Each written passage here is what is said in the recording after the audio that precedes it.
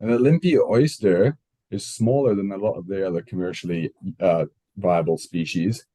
Some people describe it as a teardrop, but it can also be circular in shape.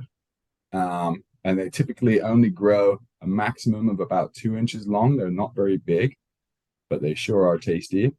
And when you open them up on the inside, they have beautiful shell colors. They can be anywhere from golden to greens, browns, or some combination of all of them with a backdrop of silvery white that shimmers in the light. They're really beautiful. And then their little meat, the little animal that lives in that shell, is like small and slightly sort of pink brown tinged with a little black lip around the edge. And they're certainly cute, I'll tell you that. In fact, before you answer, I may even have a shell of one right here. I do. There you go. I don't know if you're going to be able to see this too well on the camera, but I'll hold it up. You can see it's that kind of teardrop shape almost. It's flat. And the inside, this one's a little bit old. It still has a bit of oyster on it, but you can see some of the colors not too well, but it's got that iridescent mother of pearl on the inside. So there's a little oyster shell, Olympia. So what happened to the Olympia oyster? These days, there are way fewer Olympia oysters.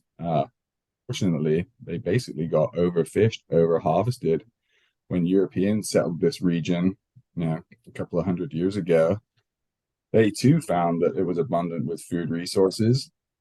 But unfortunately, they grew, and as more money came into the region, people had a demand for high quality food, and Olympia oysters were considered a high quality food, a luxury food item.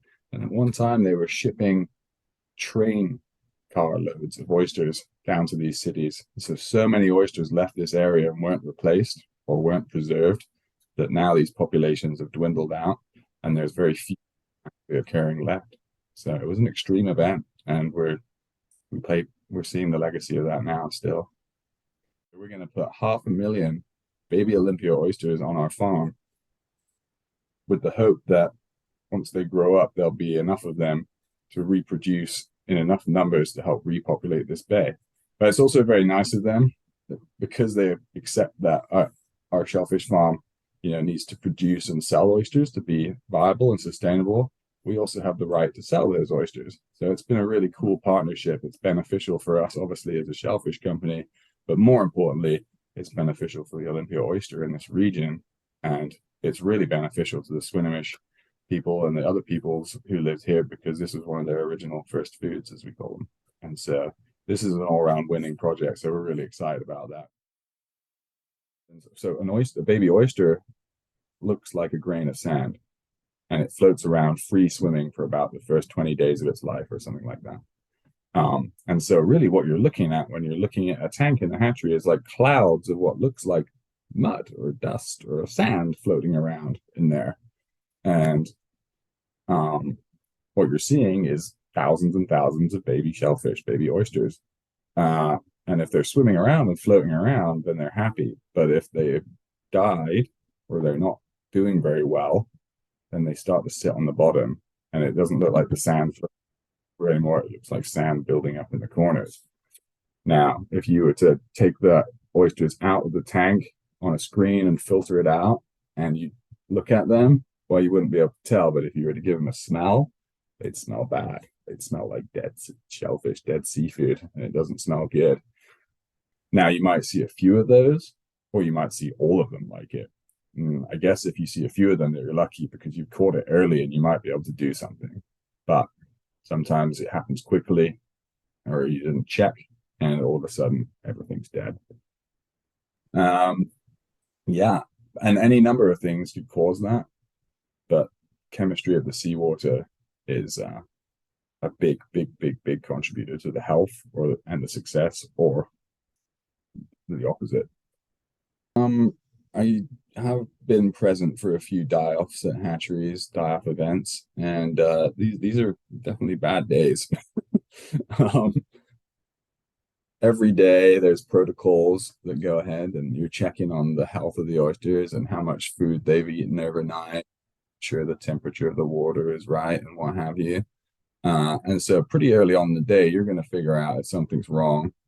Die-off events happened at my former and but also at other hatcheries on the West Coast. And it was very alarming at the time because people didn't know what was going on. As I mentioned, there's lots of checklists in place to make sure people do their jobs right and that everything is conditions are perfect for these, for as close to perfect baby oysters and other shellfish to grow up successfully. And so they were really confused when one year they just could not seem to get these baby oysters to survive.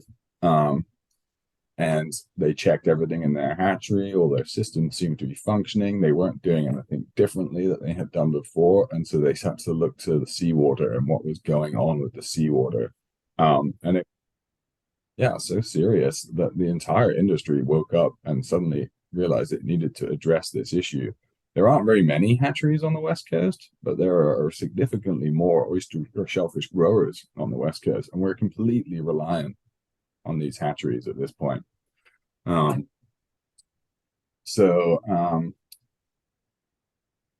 yeah, they sort of had to start an investigation, and money was poured by state and federal governments to help, and research institutions started partnering with hatcheries and trying to answer this question, like what is happening to our baby shellfish in the hatchery environment.